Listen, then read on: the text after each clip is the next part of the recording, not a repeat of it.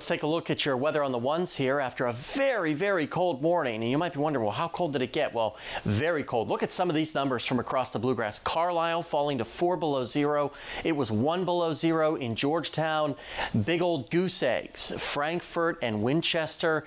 And then Mount Sterling, one of the quote-unquote warmer spots, only bottoming out at 3 degrees this morning. Now, thankfully, we've got several nights in a row coming up where it will be much warmer than this, but it's not going to last because we've got the Arctic Express that's going to come roaring back. And you see our little brief teaser warm up here, sort of an island of warmth in a sea of cold. Next couple of days here, average highs 42. We'll be a little bit above that, but notice Sunday 28, and then you look into next week, 6 to 10 days out.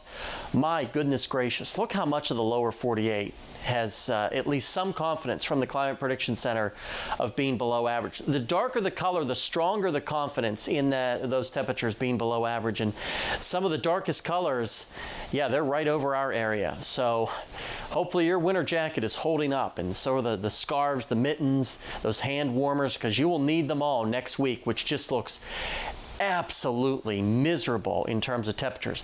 Is there precipitation associated with that cold air? Still a little bit too early to tell, but it's something that we're keeping our eye on because anything that would fall would most likely be in the form of snowfall.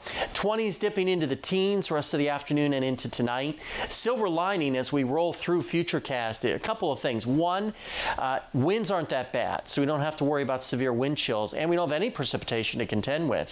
So it's just plain old cold, but notice the southerly flow as we go through the overnight into tomorrow morning, where there could be a couple of stray flurries. I think the model is really overdoing that flurry coverage here tomorrow morning. And then by lunch hour tomorrow, we're back up into the 30s and close to 40. So a big difference between this afternoon and tomorrow afternoon. You know, this afternoon, 20s and 30s for the most part. It's still going to be rather chilly. Chilly tonight will dip into the mid-teens under partly to mostly cloudy skies, not just in Lexington, for just about everybody here.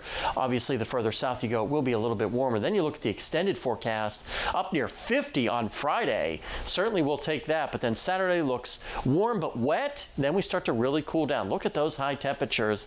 Lower to mid-teens Monday and Tuesday.